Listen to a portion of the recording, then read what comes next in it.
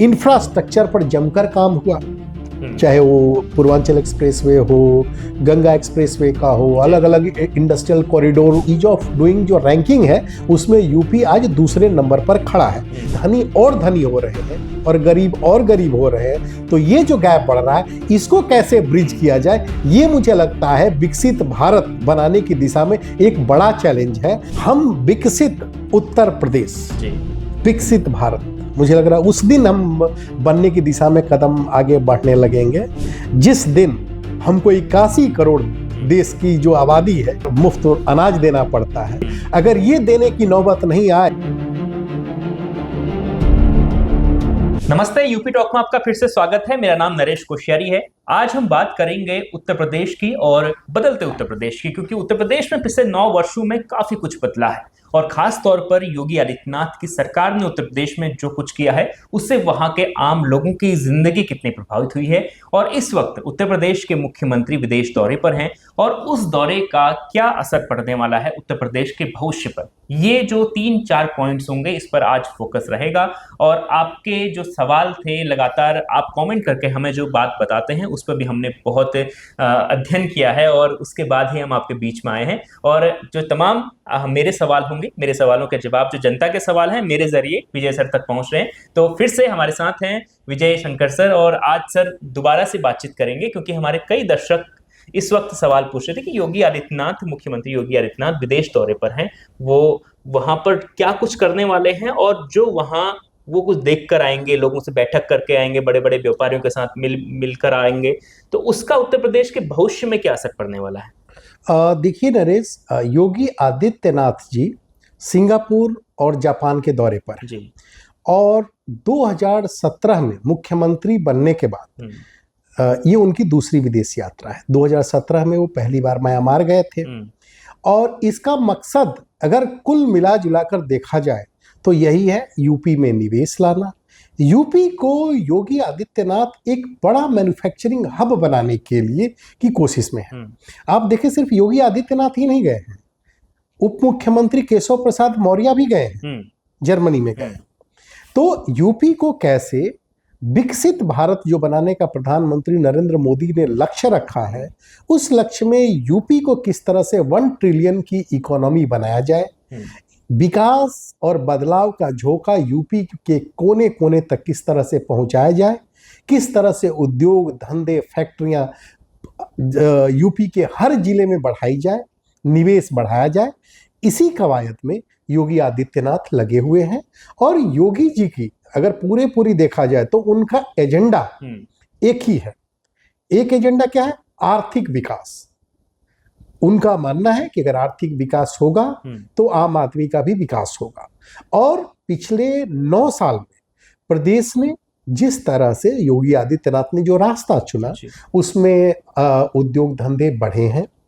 प्रति व्यक्ति आय भी अगर देखा जाए तो 2017 से अब तक दोगुनी हुई है, हालांकि राष्ट्रीय औसत से अभी बहुत पीछे है उत्तर प्रदेश को। मतलब उत्तर प्रदेश में अभी बहुत कुछ करना है, बहुत संभावनाएं हैं।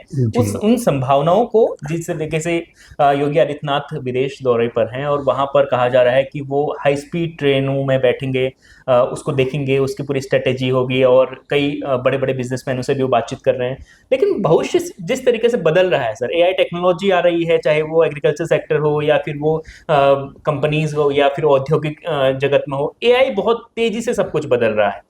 ऐसे में जो यूपी का जो जिस तरह से हम लिटरेसी रेट देखते हैं, कम पढ़े लिखे लोगों की संख्या भी उत्तर प्रदेश में बहुत ज़्यादा है, वो एक तरीके से वो दिहाड़ी मजदूरों की संख्या उत्तर प्रदेश में बहुत ज़्यादा है, उस वाले सेक्टर को कैसे वो रोजगार वहां पर बढ़ाएंगे? देखिए, आपने बहुत बढ़िया सवाल पूछा और लोग भी जो कमेंट्स में बहुत से लोग जो सवाल भी जानना चाह रहे थे वो इसी तरह के सवाल आ रहे थे, रिएक्शन कि भाई हमारी जिंदगी पर क्या असर पड़ेगा। अगर देखा जाए आज की तारीख में तो यूपी में प्रति व्यक्ति जो आय है वो 1,08,000 से थोड़ी सी ज्यादा है। योगी आदित्यनाथ किस टारगेट को लेके चल रहे हैं? योगी आदित्यनाथ का टारगेट है 2047, जो प्रधानमंत्री नरेंद्र मोदी ने विकसित भारत का लक्ष्य रखा है, उसमें प्रति व्यक्ति यूपी के लिए आय का टारगेट रखा गया है 26 लाख रुपए। सोचिए कितना गुना अधिक। तो ये रफ्तार किस तरह से करनी पड़ेगी, ये विकास की रफ्तार कितनी होगी? 15% के आसपास या उससे ज्यादा अगर ग्रोथ रेट के साथ यूपी दौड़ेगा तब हम उस आय तक पहुंच पाएंगे। एक जो दूसरा सवाल जो आप पूछ रहे थे उसमें यह है कि जिस तरह से टेक्नोलॉजी आ रही, एआई टेक्नोलॉजी आ रही, उसमें कई तरह के सवाल, जो प्रधानमंत्री नरेंद्र मोदी ने भी कहा कि इसने दो तरह की सोच विकसित कर दी है, एक भय जो नई टेक्नोलॉजी से भयभीत है और दूसरे जो इसमें भाग्य देखते हैं। तो सवाल है कि यूपी के लोग योगी आदित्यनाथ जी जिस तरह से आगे बढ़ा रहे हैं या आगे जो भी चीजें होंगी उसमें भाग्य देख रहे हैं या भय देख रहे हैं?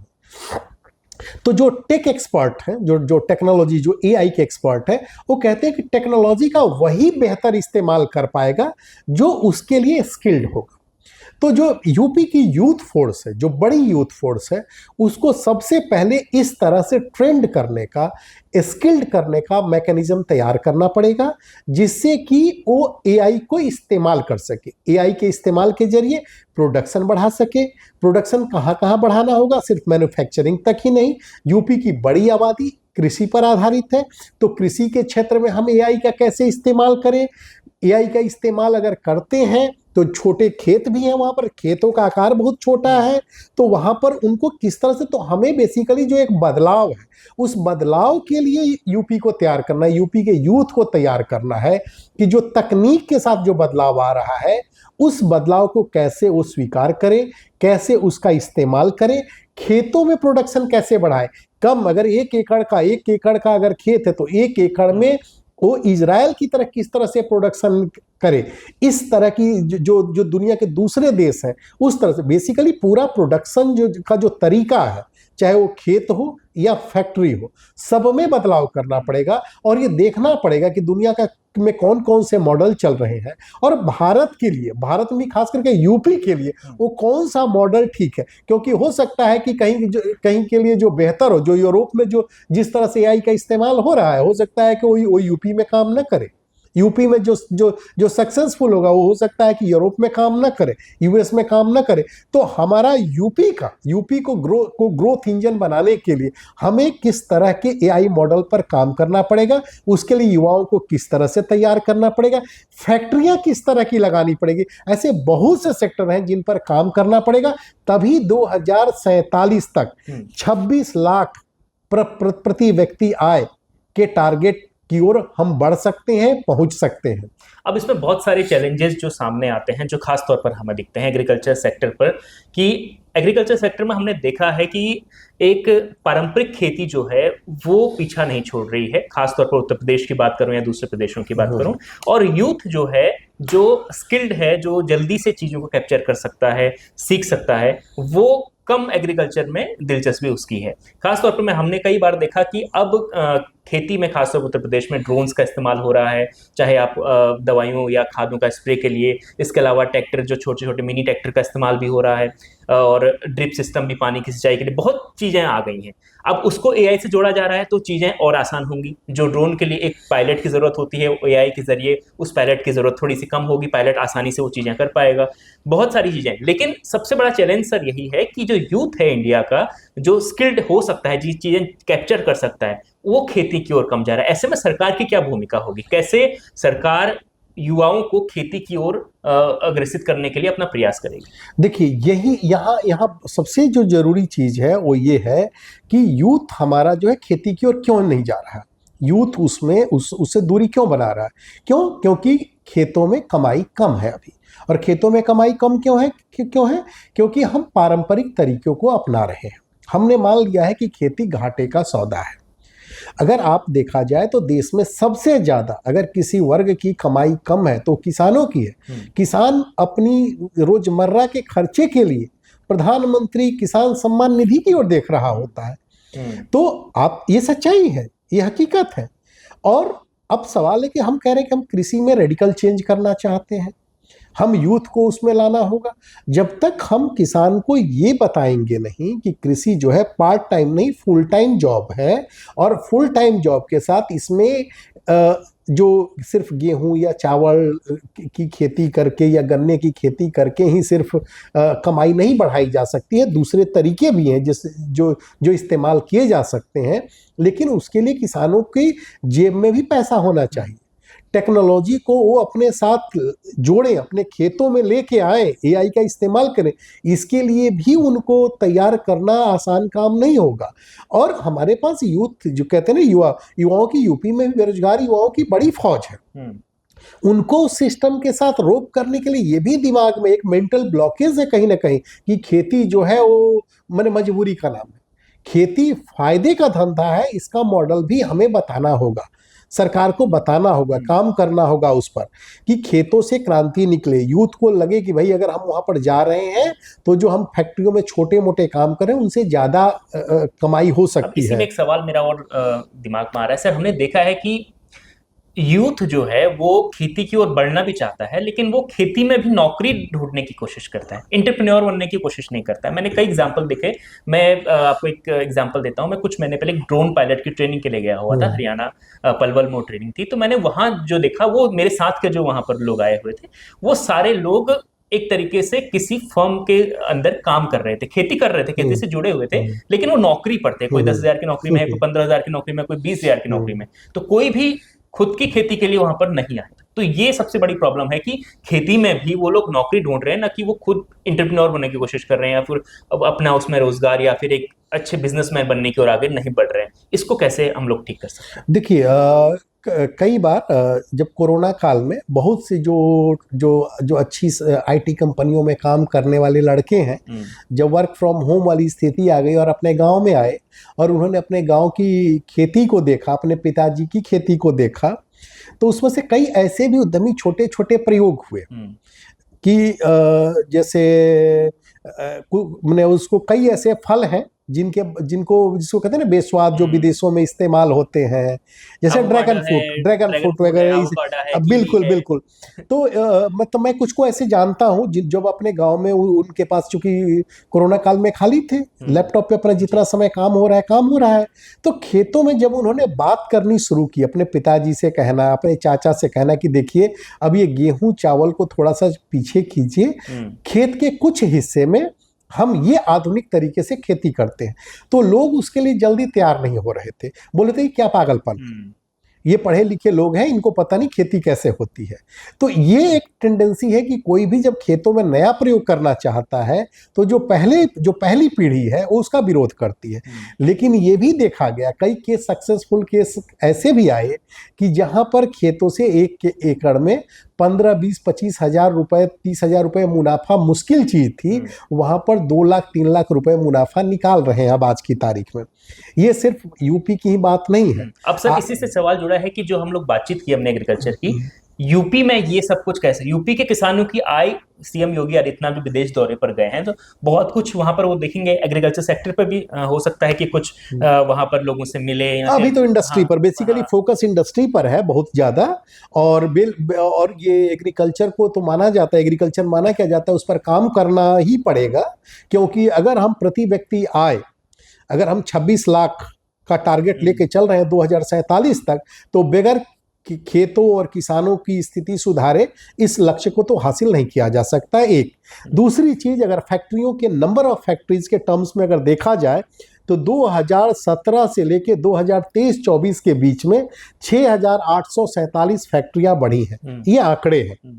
और फैक्ट्रियों का आंकड़ा यूपी में जो है वो 22,141 23-24 का आंकड़ा है, उसके मुताबिक हो गया।